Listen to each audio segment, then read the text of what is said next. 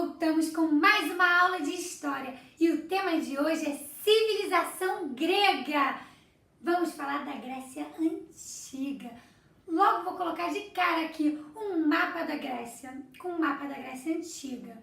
E vocês vão ver que por volta do século 7 a.C., a Grécia Antiga era maior do que a Grécia de hoje em dia. E ela se localizava, a localização, anota aí que sempre pede a localização. Onde a Grécia se localizava? A Grécia Antiga se localizava na Península Balcânica, nas ilhas do Mar Egeu e no litoral da Ásia Menor. Entenderam? E ela era dividida em 5. Tinha as 3 principais, que era a Grécia continental, a Grécia peninsular e a Grécia insular, e tinha as outras 2, que era a Grécia asiática e a Magna Grécia. Ora, o relevo da Grécia era muito montanhoso, cheio de montanhas. E também tinha poucas terras férteis, ou seja, não tinha muitos nutrientes na terra, o que não era favorável para a agricultura, para plantar, não era muito bom, sabe? Além disso, o litoral era todo recortado, entrecortado, recortado, né? Como o seu livro preferir chamar. O que quer dizer isso? Que ele era assim, ó. Em vez de ser assim, ó, litoral, era assim, litoral da Grécia. Assim, sabe? Todo recortadinho. Então, esse litoral era todo recortadinho, formando portos naturais.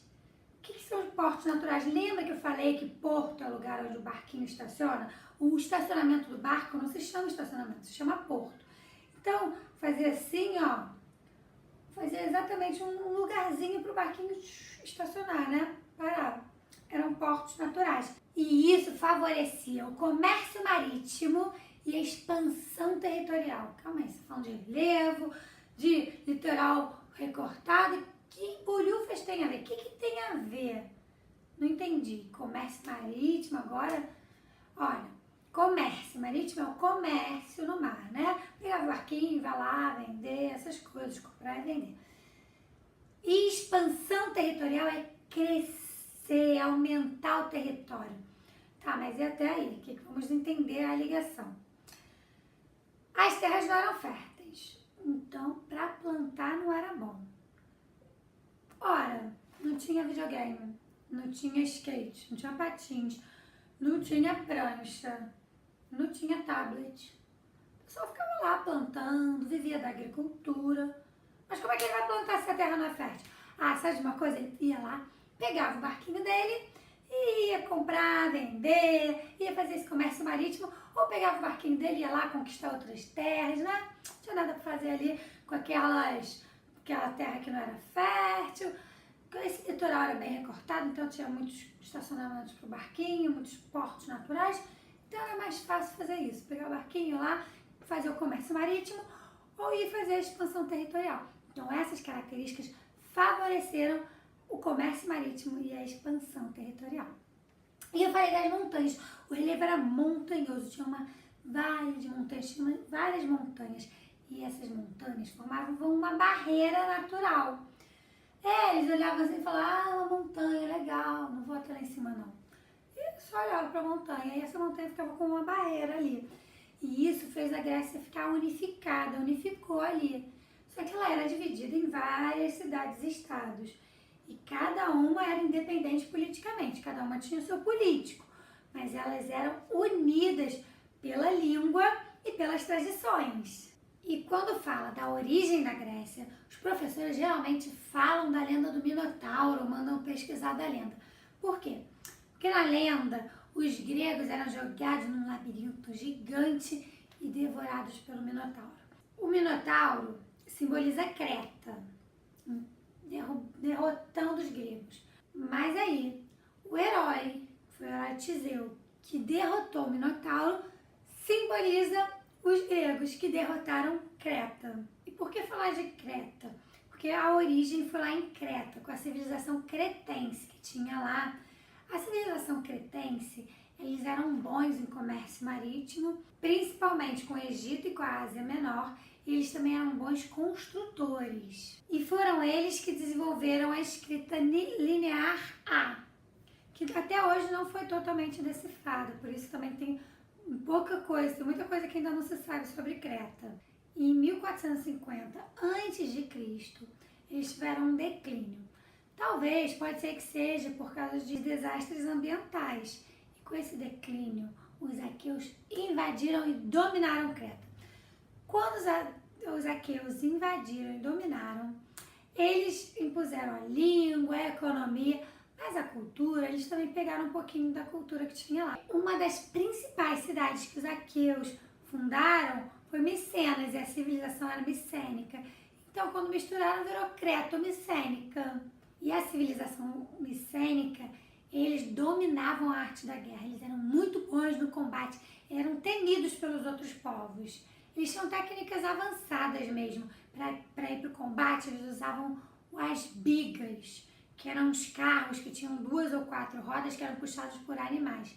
E o soldado deles usava uma armadura de bronze, lanças, escudos e os elmos. Elmos eram capacetes que eles usavam para ir para a guerra. A sociedade micênica era governada por um rei e uma elite guerreira que viviam em palácios.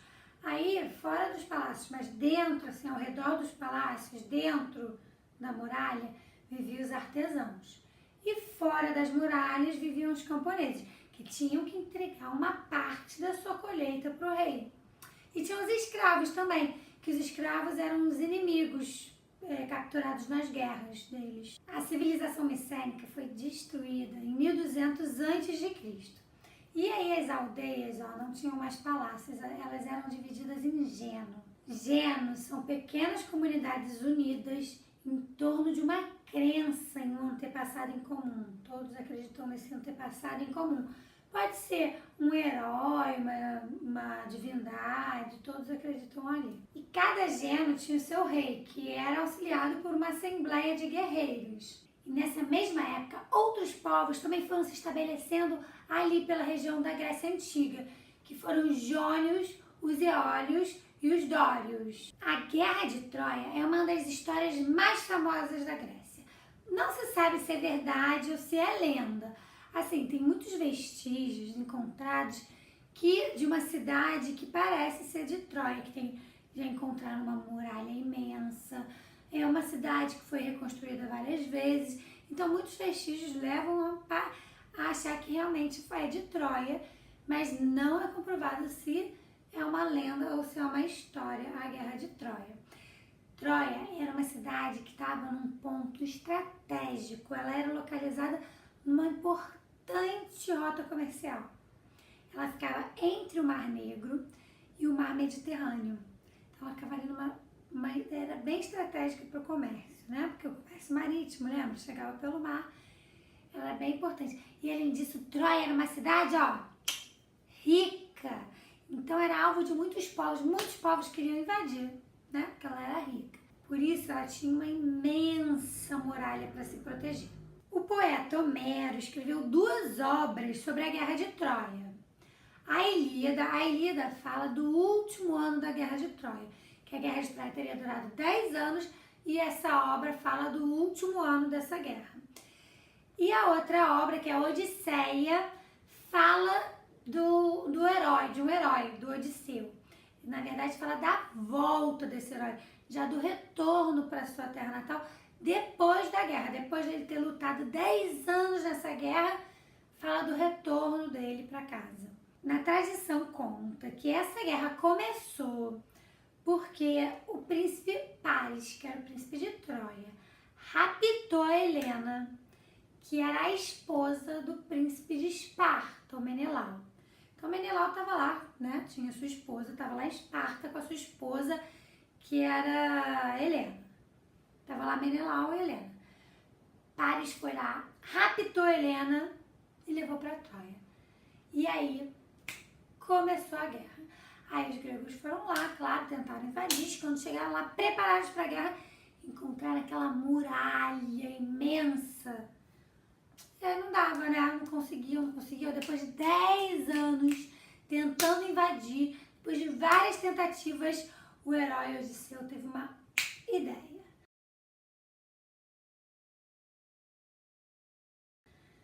Vamos construir um cavalo gigante e colocar nossos soldados dentro.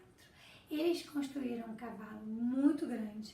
Os soldados entraram dentro desse cavalo e aí colocaram na porta lá da muralha de Troia. Aí os troianos olharam e eles acharam assim, olha, os gregos realmente agora não querem mais guerra, né? Já recuaram, querem paz, deram até um presente pra gente. Pegaram o presente, levaram pra dentro lá da muralha. Quando chegou lá no meio do pátio, quando eles estavam olhando aquele cavalo todos felizes, os soldados saíram de dentro do cavalo, ó, e começaram a guerrear e venceram essa guerra. E aí por isso que fala do cavalo de Troia, né? Tem um filme que se chama Troia, que é bem antigo, mas é legal de assistir. What is this? An offering to Poseidon. The Greeks are praying for a safe return home. This is a gift. We should take it to the temple of Poseidon. I think we should burn it. Burn it, my prince. It's a gift to the gods. Father, burn it.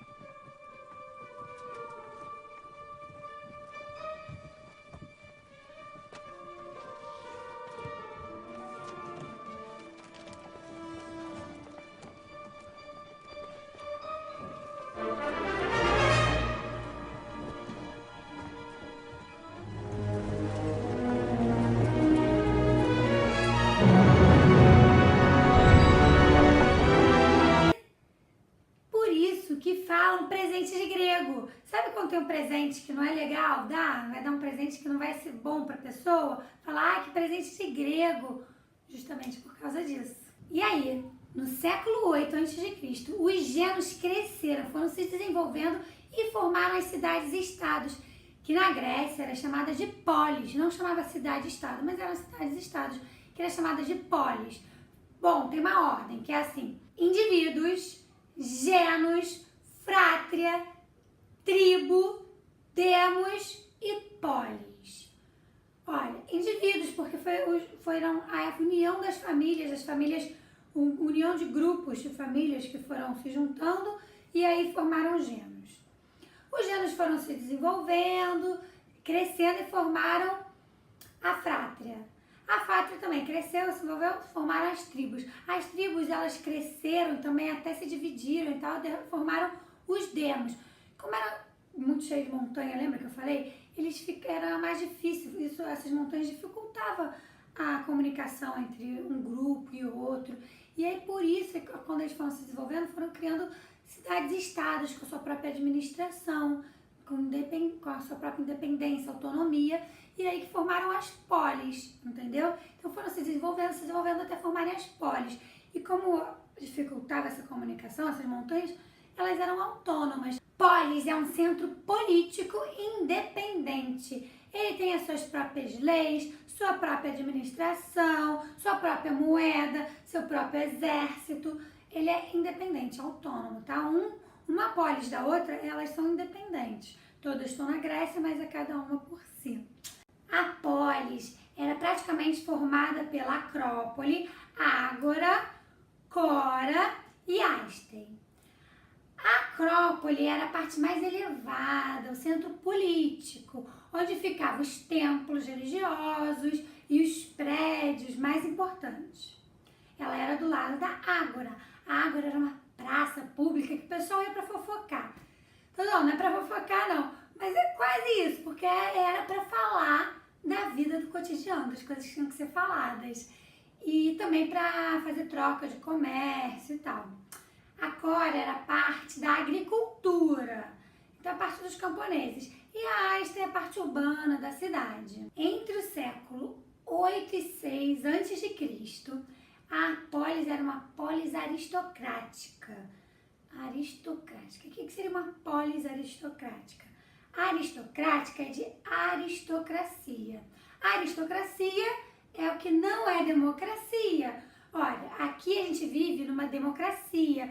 Lembra que eu falei da democracia? Demo, que vem de povo. Demo é democracia, quer dizer que o povo pode eleger seu governante, o povo participa do governo, o governante pode ser do povo, é onde todos votam, claro, né? Tem que ser mais 16, mas enfim, a sociedade vota, a sociedade escolhe, a sociedade participa.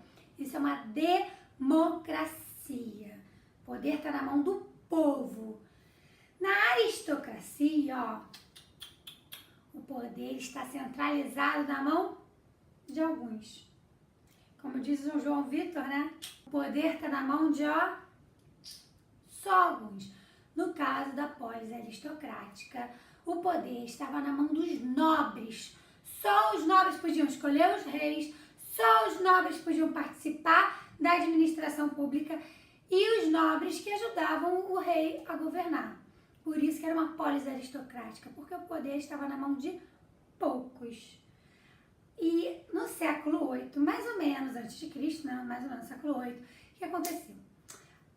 A comunidade da Grécia começou a crescer, as pessoas foram aumentando, foram ter mais gente, começou a faltar terra para plantar. E aí, claro, faltou comida, começou a reduzir as coisas, né? Reduzir. Muita gente, pouca comida, começou a entrar em crise. Os camponeses começaram a se endividar cada vez mais e mais e mais. E cada vez que eles se endividavam mais, acabavam virando escravizados, porque naquela época podia virar escravo, né? Com dívidas. E aí, a solução que eles arranjaram foi: vamos buscar terra fora da Grécia. Vamos buscar novas terras fora da Grécia. E foi isso que aconteceu. Os gregos mais empobrecidos foram fazer colônias fora da Grécia. Eles fizeram colônias lá na costa do Mar Negro e do Mar Mediterrâneo. É isso aí, galerinha. Ficamos com esse tema por aqui. Não deixa de dar o seu like, fazer o seu comentário e não esquece, crie unicórnios, mas não crie dúvidas.